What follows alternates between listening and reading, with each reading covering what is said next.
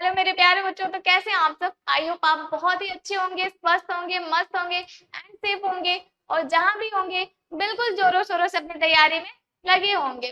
तो आज एक बार फिर से मैं आप सबका स्वागत करती हूँ आपके अपने चैनल टॉपर चॉइस में। मेरे प्यारे बच्चों, मैं पिछले वीडियो में बात की थी कि आपके क्लास 10 बिहार बोर्ड के सिलेबस क्या रहने वाला है। ठीक है, आपके क्लास 10 में कितने चैप्टर्स हैं, कौन कौन से चैप्टर जो है वो मोस्ट इम्पोर्टेंट है। ठीक है, तो इन सब की चर्चा हम पिछले वीडियो में कर चुके हैं कि इस चैप्टर से कितने क्वेश्चन पूछे जाते हैं, इन सब की चर्चा हम किए थे। ठीक है, तो आज की जो आपकी क्लास होने वाली है वो काफी मोस्ट इम्पोर्टेंट क्लास है, क्योंकि आज की क्लास में हम पढ़ेंगे एक most most most important chapter जिसका नाम है जय प्रक्रम पोषण। ठीक है, ये जो चैप्टर है ये काफी मोस्ट इम्पोर्टेंट चैप्टर है, क्योंकि इस चैप्टर से आपके हर साल बिहार बोर्ड क्वेश्चन पूछता है, चाहे वो ऑब्जेक्टिव हो, शॉर्ट हो, लॉन्ग हो, हर तरह के क्वेश्चन आपके इस चैप्टर से पूछे जाते हैं। ठीक है, तो चलिए बिना देर किए हम इस चैप्टर को शुरू करते हैं। सबसे पहले तो हम ये जानेंगे कि इस चैप्टर में कौन कौन सा टॉपिक्स हम लोगों को पढ़ना है। तो ये टॉपिक है, सबसे पहले हम जय प्रक्रम को जानेंगे, उसके बाद जानेंगे कि सजीव और निर्जीव क्या होते हैं, उसके बाद जानेंगे कि पोषण क्या होता है, उसके बाद जानेंगे कि पोषण के प्रकार कितने होते हैं, उसके बाद हम पर पोषण के प्रकार को पढ़ेंगे, उसके बाद हम पढ़ेंगे कि पौधों में पोषण किस तरह से होता है, जिसके अंतर्गत हम प्रकाश संश्लेषण की क्रिया को पढ़ेंगे।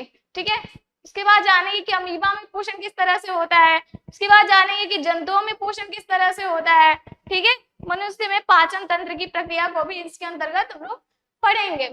ठीक है, तो ये रहे आपके इस चैप्टर के टॉपिक्स। इतने टॉपिक्स हम लोगों को यहाँ पे पढ़ना है। इन सारे टॉपिक्स को पढ़ने के बाद हम सारे टॉपिक से बहुत सारे ऑब्जेक्टिव को करेंगे, जिससे कि हमारे यहाँ पे सारे डाउट्स क्लियर हो जाएंगे।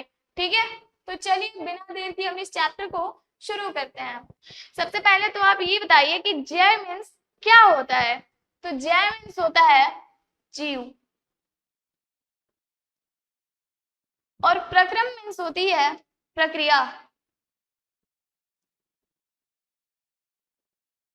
ठीक है, यानी कि जीवों में होने वाली प्रक्रिया।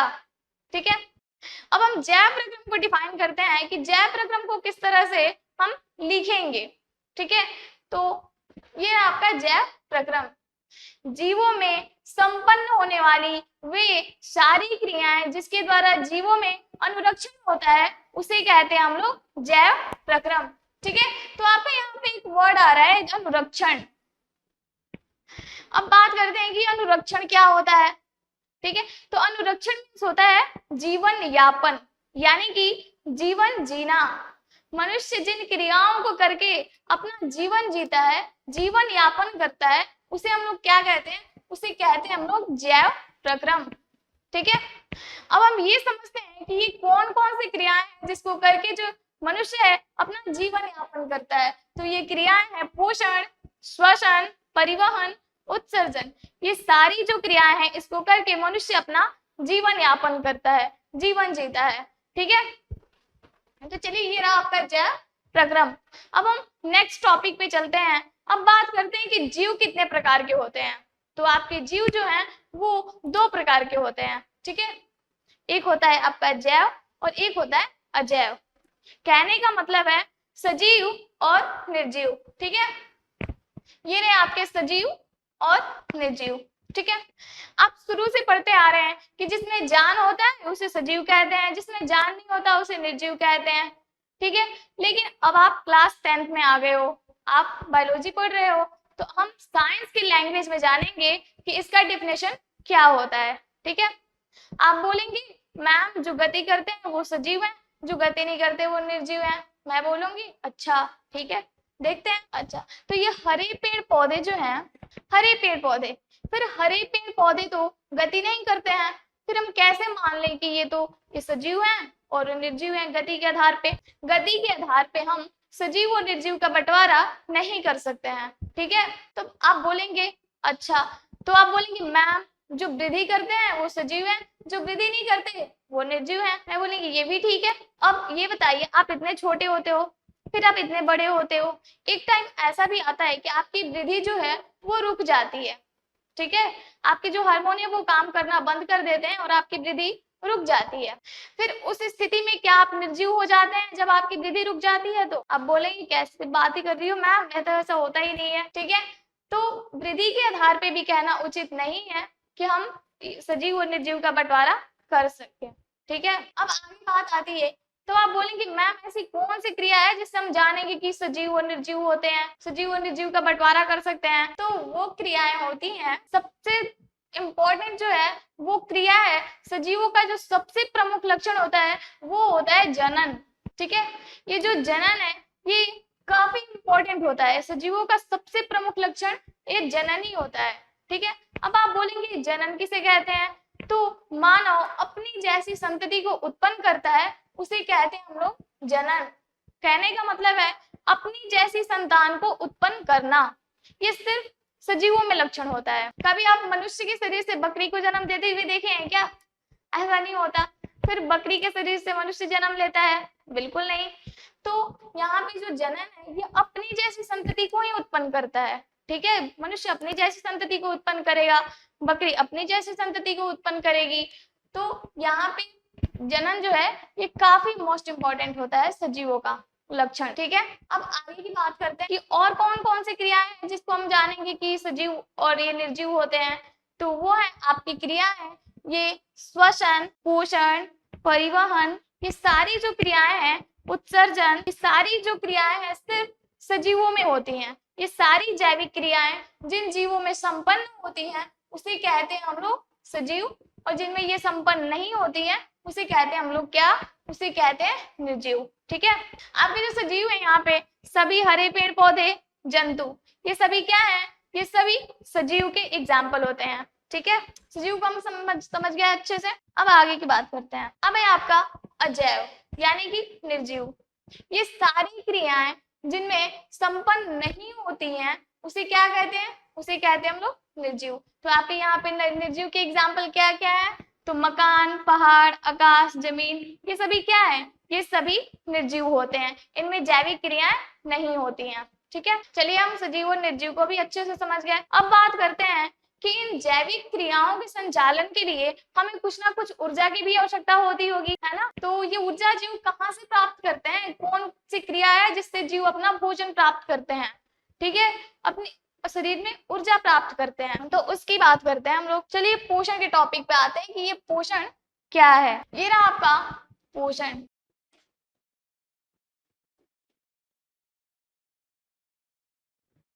ये पोषण रहा। ठीक है, अब ये पोषण क्या है इसको समझते हैं। अच्छा आप एक बात बताइए, हम भोजन क्यों खाते हैं? हमें भोजन की क्या जरूरत है? आप बोलेंगे मैम भोजन से हमें ऊर्जा मिलती है इसलिए हमारे लिए भोजन जरूरी है। ये रहा आपका भोजन। ठीक है, भोजन से मिलती है हमें ऊर्जा। ठीक है, अब आप बोलेंगे कि इस भोजन में ऐसा क्या होता है जिससे कि हमें ऊर्जा मिलती है? तो भोजन में होता है पोषक तत्व।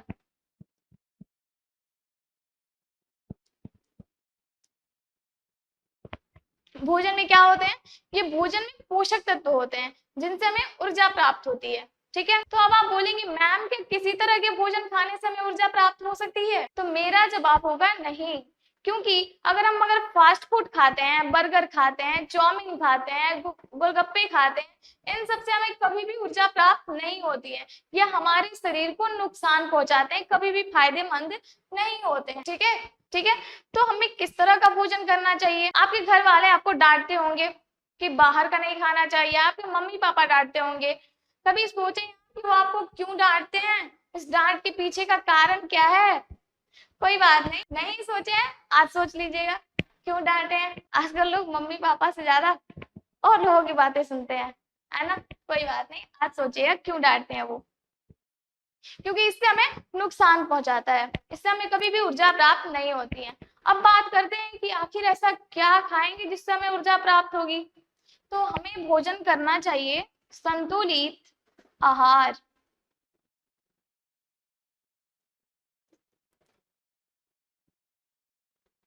ठीक है, अब आप बोलेंगे कि ये संतुलित आहार क्या होता है? ठीक है, इसको समझते हैं कि संतुलित आहार क्या होता है, जिससे हमें भोजन, जिससे हमें ऊर्जा मिलती है ऐसे भोजन करने से। तो संतुलित आहार में होते हैं आपके कार्बोहाइड्रेट, प्रोटीन,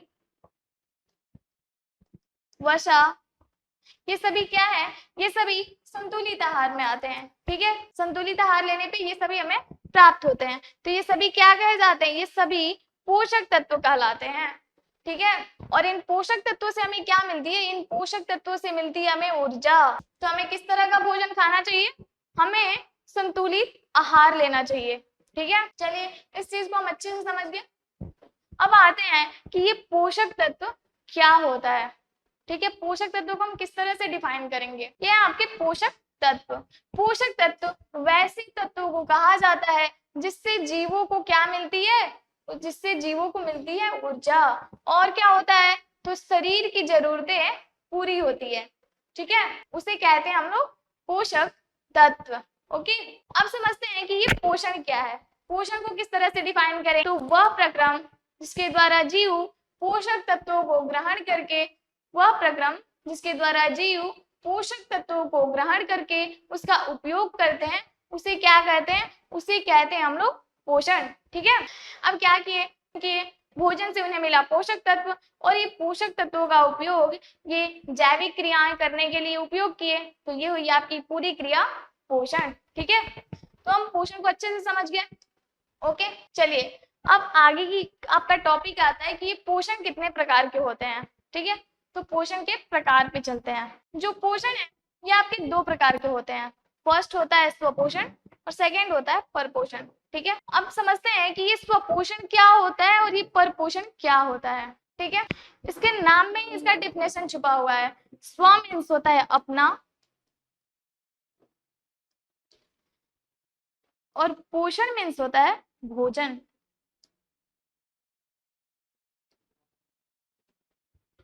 वैसे जीव जो अपना भोजन स्वयं संश्लेषित करते हैं, किसी अन्य जीवों पर निर्भर नहीं रहते हैं, उसे कहते हैं हम लोग क्या, उसे कहते हैं स्वपोषण।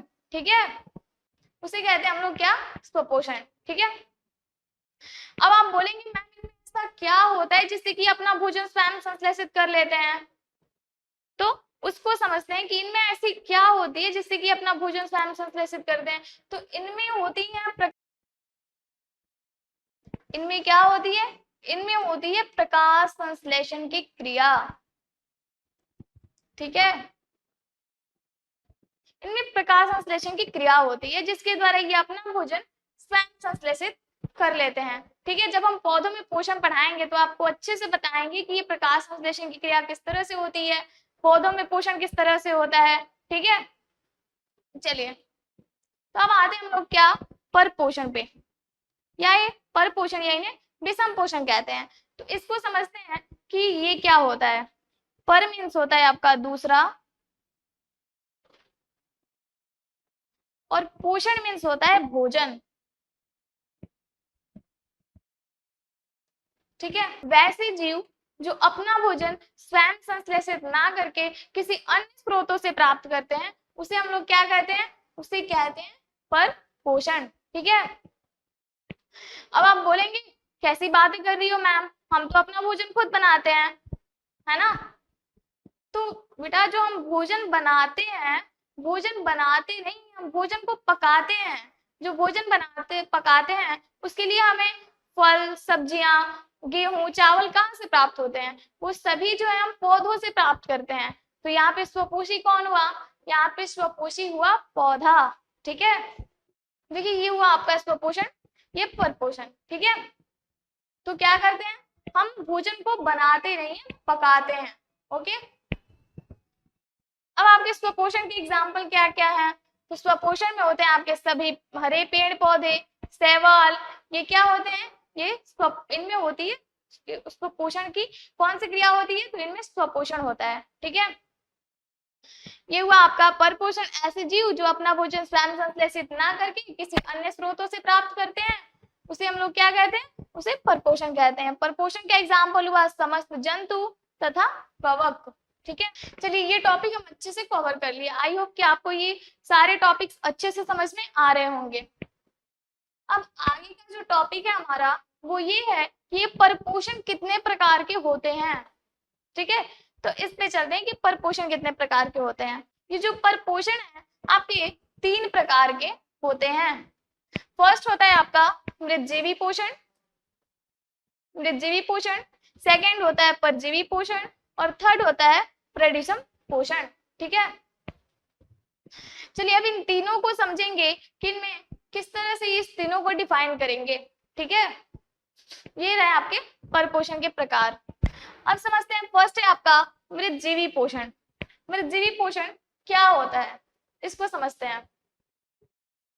तो मृतजीवी पोषण पोषण की वह प्रक्रिया जिसके द्वारा जीव सड़े गले पदार्थों से अपना भोजन प्राप्त करते हैं, अपना पोषण प्राप्त करते हैं। ठीक है, मरे हुए जीव जंतुओं से अपना पोषण जो है वो प्राप्त करते हैं। ठीक है, ये कहलाते हैं क्या, मृतजीवी पोषण। ठीक है, और ऐसे जीवों को कहते हैं हम लोग मृतजीवी। तो ये मृतजीवी के एग्जाम्पल कौन कौन से हैं, तो ये है कवक, बैक्टीरिया, जीवाणु, विषाणु, प्रोटोजोआ, ये सभी जो है इनमें मृतजीवी पोषण होता है। ठीक है, चलिए अब हम आगे समझते हैं कि ये परजीवी पोषण क्या होता है। परजीवी पोषण पे आते हैं कि परजीवी पोषण क्या होता है। ठीक है, ऐसे जीव जो अपना भोजन दूसरे प्राणी के संपर्क में अस्थायी या अस्थायी के रूप में रहकर अपना भोजन प्राप्त करते हैं, उसे कहते हैं हम लोग क्या, उसे कहते हैं हम लोग परजीवी पोषण, उसे कहते हैं परजीवी पोषण। ठीक है, अब इस परजीवी पोषण को समझते हैं कि परजीवी पोषण क्या होता है। या आपके परजीवी पोषण, चलिए मान लीजिए यहाँ पे एक जीव हुआ,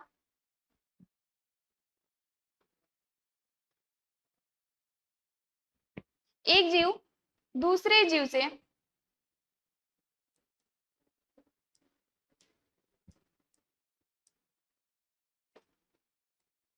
एक जीव यहाँ पे दूसरे जीव से अपना पोषण प्राप्त करता है, लेकिन इसे मारता नहीं है। अपना पोषण प्राप्त भी कर लेता है लेकिन इसे मारता नहीं है।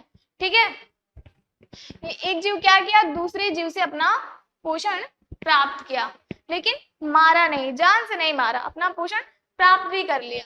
ठीक है, तो ये कौन कौन से ऐसे जीव होते हैं जो कि अपना भोजन जो है परजीवी पोषण के द्वारा प्राप्त करते हैं, उसको समझते हैं।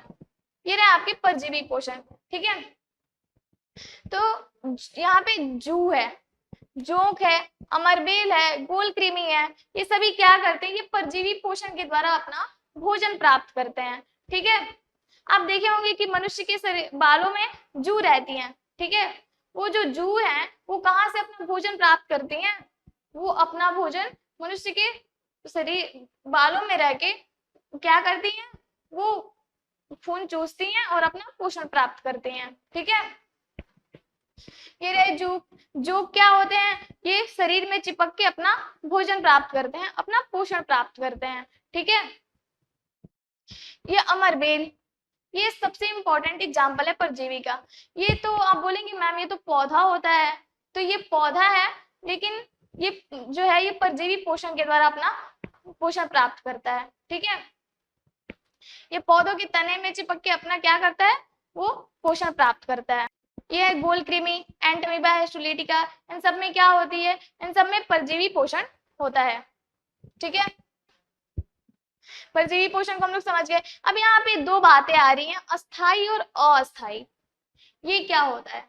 ठीक है, आप देखे होंगे कि कुछ जीव जो हैं वो अस्थाई हमारे शरीर में नहीं रहते हैं, जैसे जू है, कुछ समय के लिए हमारे बालों में है, उसके बाद तो निकल जाता है, तो क्या ये अस्थाई नहीं है, ये अस्थाई होता है। ठीक है, ये अस्थाई जीव है जो अपना पोषण प्राप्त करते हैं हमारे शरीर से। लेकिन वो अस्थाई कौन कौन से होते हैं, तो अस्थाई होते हैं आपके सूक्ष्म जीव, बहुत सारे ऐसे सूक्ष्म जीव हैं जो आपके शरीर में रहते हैं। ठीक है, और अपना पोषण प्राप्त करते हैं। जैसे मान लीजिए कि ये प्रोटोजोआ है, गोलकृमि है, मलेरिया परजीवी है, ये सारे क्या होते हैं, तो ये सभी जो है अपना पोषण परजीवी पोषण के द्वारा प्राप्त करते हैं, हमारे शरीर में रहते हैं और हमसे हमारे शरीर से ही अपना पोषण प्राप्त करते हैं। स्थायी परमानेंट रहते हैं लेकिन हमें दिखाई नहीं देते हैं। ठीक है, ये रहा आपका परजीवी पोषण। आपका थर्ड है यहाँ पे प्रेडिसम पोषण। पोषण का वह रूप जिसमें जीव अपना पोषण ठोस या तरल के रूप में रहकर अपना भोजन प्राप्त करता है। ठीक है, यानी कि इनमें पूर्ण पाचन होता है, इनमें पाचन की पूर्ण प्रक्रिया होती है, उसे कहते हैं हम लोग यहाँ पे प्रेडिसम पोषण। ठीक है, ठोस या तरल के रूप में रख के अपना भोजन प्राप्त करते हैं। अब इसके एग्जाम्पल पे आते हैं, इसके एग्जाम्पल कौन कौन सा है। तो इसके एग्जाम्पल होते हैं मानव, मेढक, अमीबा इत्यादि। ये सभी क्या होते हैं, इन सब में होती है प्रेडिसम पोषण। ठीक है, तो क्या हम लोग आज क्या क्या पढ़े हैं, आज पढ़े हैं कि जैव प्रक्रम क्या है, उसके बाद समझे हैं कि सजीव और निर्जीव क्या होते हैं, पोषण क्या होता है, पोषण के प्रकार कितने हैं, स्वपोषण और परपोषण को समझे हैं, उसके बाद समझे कि परपोषण कितने प्रकार का होता है। इन सबको हम लोग अच्छे तरीके से समझ गए हैं। ठीक है, तो मिलते हैं हम लोग अपनी अगली क्लास में पौधों में पोषण के साथ। पौधों में पोषण के साथ हम लोग पढ़ेंगे प्रकाश संश्लेषण की क्रिया को। ठीक है, तो चलिए यही हम कल की सेशन में मिलते हैं।